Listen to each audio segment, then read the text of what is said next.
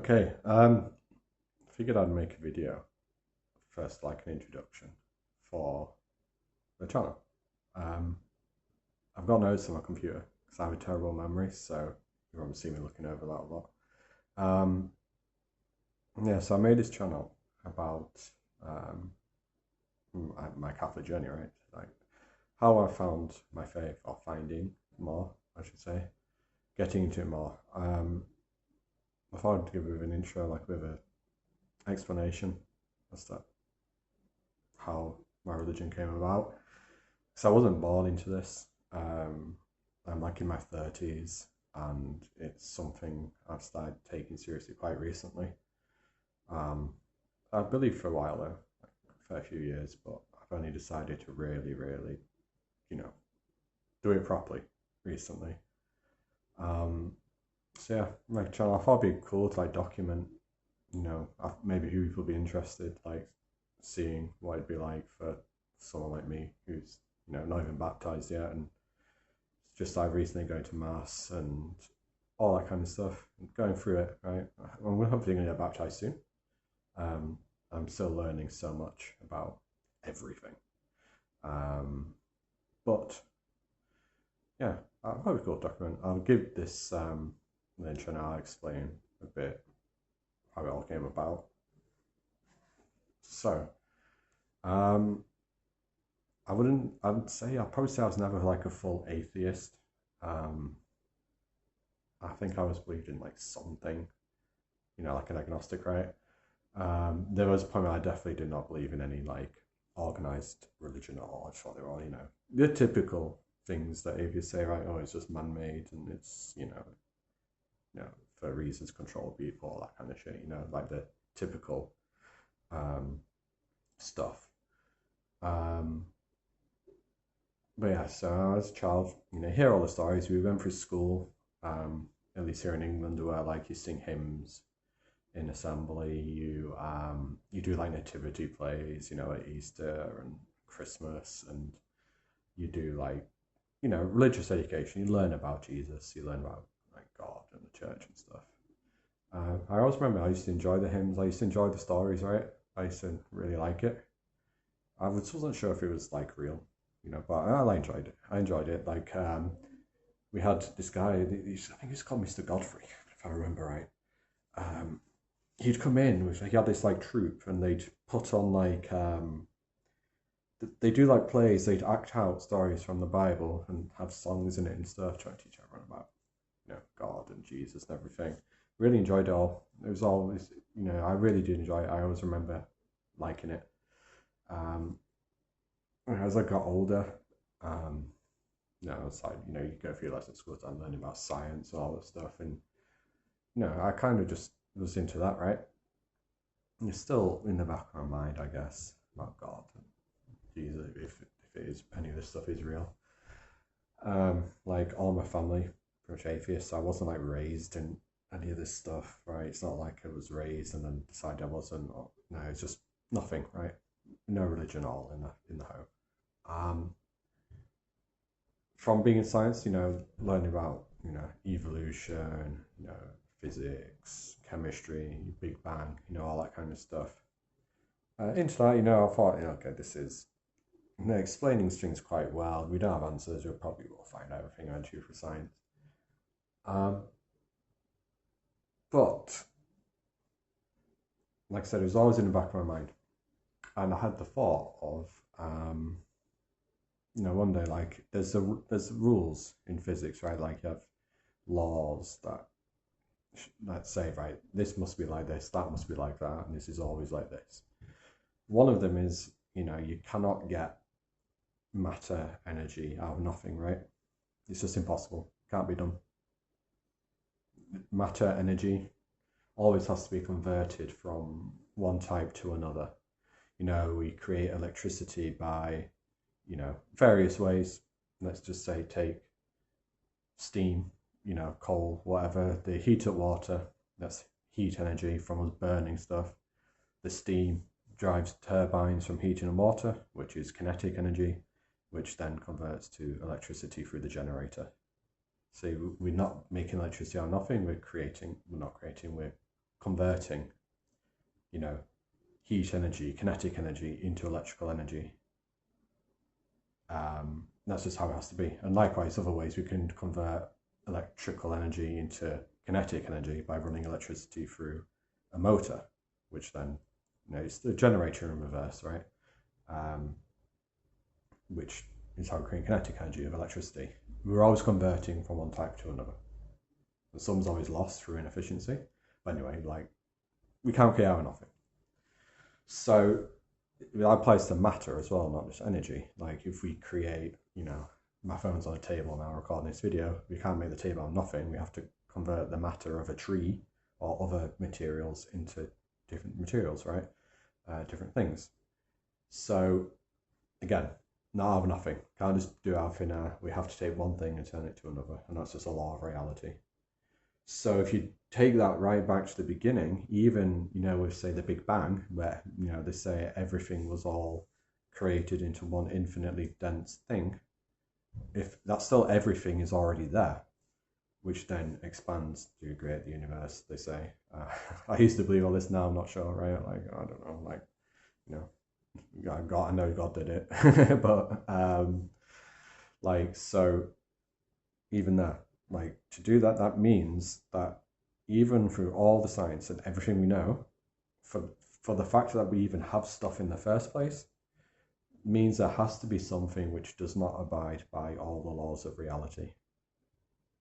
It's the only way for things to exist, because things can't just exist out of nothing. It can only be converted from one type to another. Even at the start of the Big Bang, everything was there, right? They don't say it came out of nothing. They said everything was there. And it, sometimes they on that there's this cycle, endlessly expanding, contracting, but their own science disproves that, because the universe isn't eternal. It can't be eternal because it's matter and energy, which can't come out of nothing. So for the fact that we even have matter and energy and creation and universe, earth, everything, there has to be something which does not abide by the laws of reality to start the whole process to create things, however you want to describe it, which means God, right? Is God. So that's a realization I came to a fair few years ago. I wasn't sure still about organized religion or Jesus or anything. I believed in some kind of false energy, thing, entity, God, whatever you want to say at that point, to do that. But I wasn't sure about Christianity or any other religion, really. But I realized, I remember just hearing about Jesus, right? And even throughout my life, we always know Jesus was, a good guy, let's say. He's a great person. He taught a lot of great things. Was he really the Son of God? Was he really God? I don't know. Or I do now, but back then, I don't know, let's say. So I looked into it. I was, being into history as well as the sciences and things. It's quite easy for me to just read about history and documents and stuff about Jesus. And then I found out, yeah, he, definitely existed. It's historical fact. Any historian, scholar, that's being honest, has to admit, even if they're atheists, that there was definitely a person called Jesus Christ who definitely existed at that time, definitely taught the things he taught, definitely crucified, and definitely how do I word this? The people at the time that wrote the Gospels and other people around the time, Paul, etc., definitely believed they saw Jesus rise from the dead. Even atheist historians will admit that the way the people wrote about it and the things that people say, they definitely believed it. They weren't lying. They weren't making it up. So there, I believe in God. Jesus was definitely real, taught the things he taught, claimed to be God, Son of God. You know, I'll make a video on the Trinity maybe at some point. That's not going to that now, but you know, Jesus, God, right? Claim to be 100%. I was like, well, okay, you know, this seems pretty legitimate, right? Like, you know, love Jesus, God, love Jesus, how we things he taught, believe in God. Those two things together comes together in the mind. And then the fact, like I said, it's the historical documents. Like it gets to the point where you're seeing all these like layers upon layers of things lining up, and it becomes, you can't just say coincidence or whatever anymore, right? Like it seems pretty real. So I'm milling this over in my brain, right, still over time, like processing, coming to terms with it, you know, the implications, you know, there is, you know, I believe in God 100%, so just from the existence, like there has to be God. Jesus is definitely existed, and all this stuff seems to definitely happen in the Bible, which therefore means, you know, okay, what was Jesus actually saying? You know, talking about sin, you know, heaven, hell, everything. Well, that's got to be real as well. Processing all of this and realizing, you know, probably best to start changing how I'm living my life. And then, you know, still thinking, processing, and then it just hit me. I was driving somewhere, I can't remember where, maybe to work one day, or it was a long drive because I was on the motorway from what I remember. And when I'm doing these longer drives, I just like think, right, and think about things. And it all came together, right? Believing in God, Jesus being real, you know, historical accuracy, everything, and it just like it was like a switch in my brain, just doof. Right? I believe it, right? I'm all in on this now, and you know, that's where that came from. That's like the moment, right? When that happened, I don't know if it was, you know, just a personal thing of being happy or whatever that I believe now, or if it was some kind of, you know, thing from God. Like, when I had that moment, like I was filled with like this sort of feeling of like happiness and joy and bliss and warmth, and just like pretty much every single positive emotion you think of, like rolled into one, just like filled me, just for like, I don't know, a couple of minutes. And I was there, like I was like, it was so like overwhelming, like this sheer positive emotion. I was like laughing in my car, just like with joy as I was driving, you know, like it was a weird thing, but like I said, I'm not sure if it's like just a psychological thing, a human emotional thing, or if it was some kind of like, you know, it almost felt like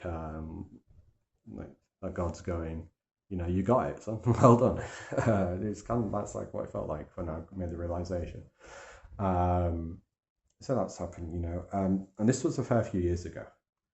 So I'd probably describe after that I was kind of like I'd say like a wishy-washy Christian, right? You know, I'm a Christian, and I didn't really, you know, follow it too much in terms of like action, right? Um, you know, I tell people I believed in God, you know, I believed in Jesus, you know, I love Jesus, I'm a Christian, but I wasn't going to church. I wasn't like praying all the time, you know, I was barely reading the Bible, to be honest. I was, like I said, wishy-washy, right?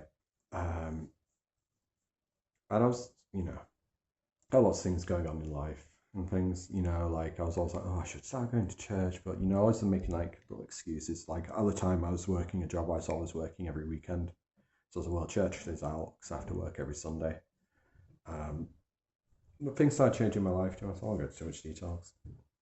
You know, why that's my life separate to this, but like, I got to a place where, first of all, I was working Monday to Friday, and second of all, things were more stable, and in a place where I had the time to commit to joining a church, and I was ready. You know, I was settled in an area where, like, you know, I had a local place and all that kind of stuff.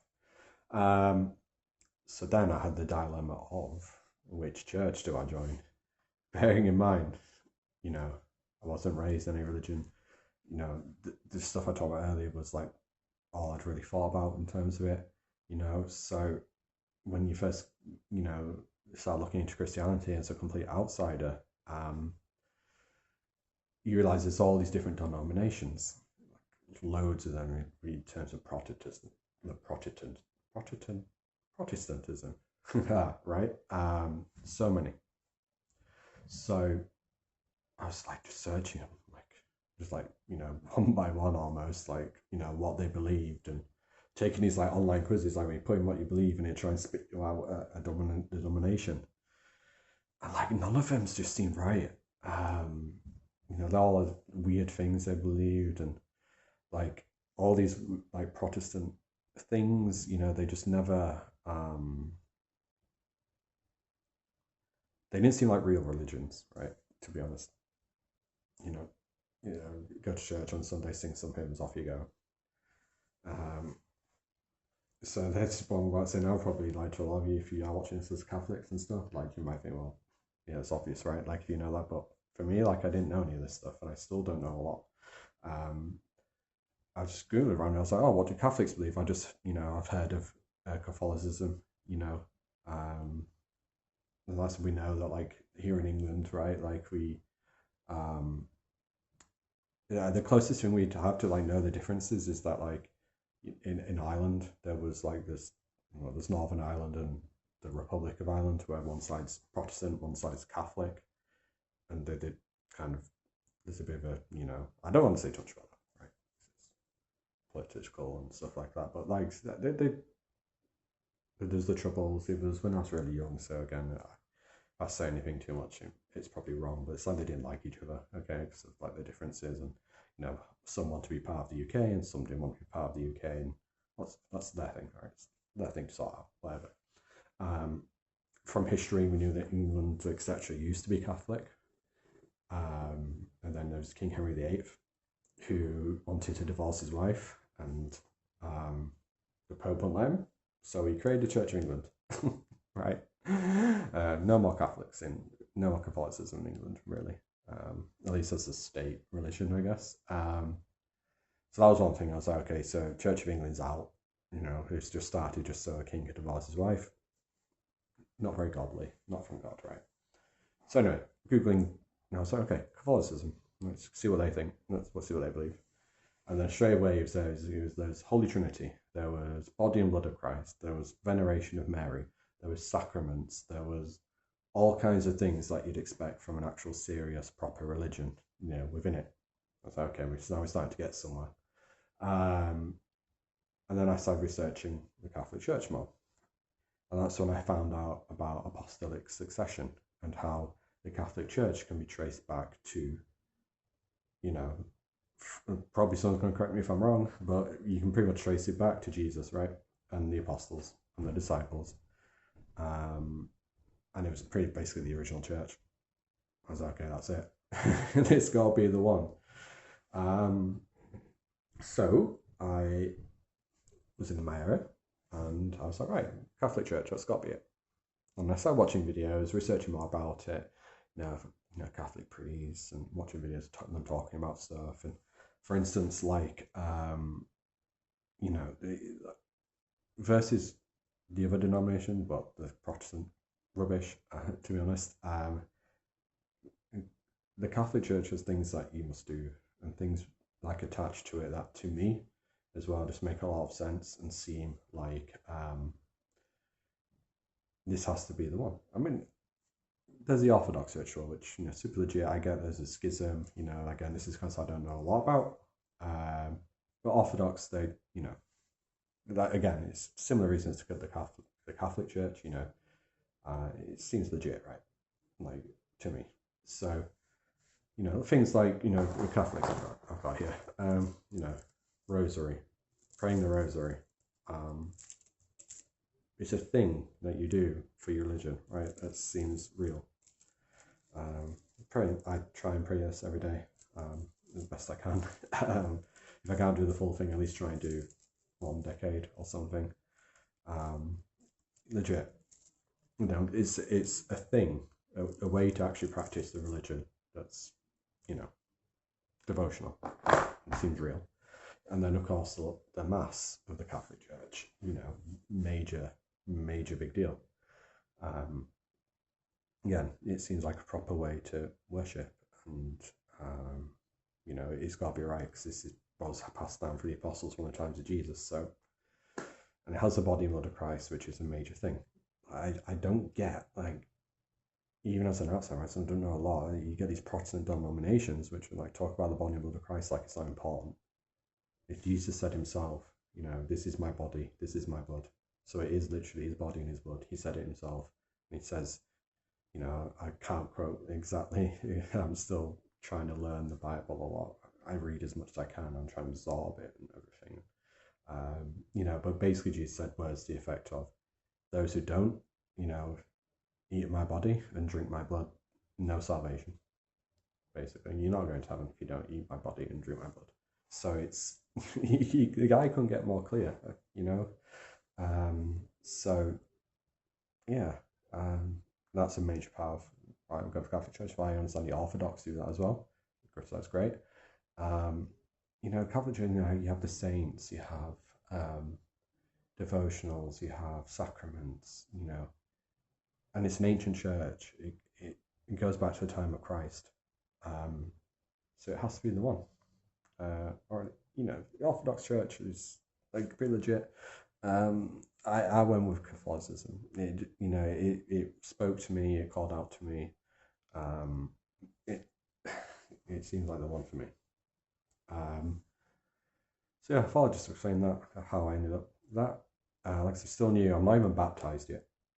I'm having meetings with the priest about it. I just need to book another one, to be honest. They seem pretty ready to do it for me. I think I'm pretty ready, but I want to make sure, you know, it's the right time.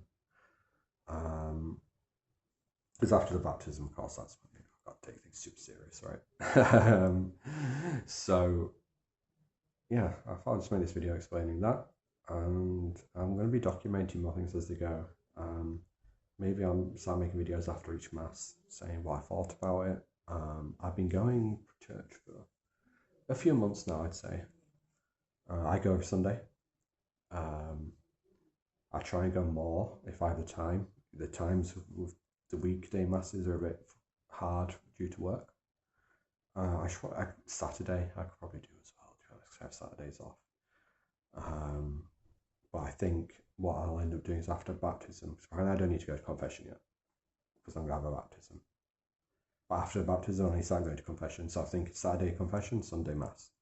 It might be the how I'm going to continue after that.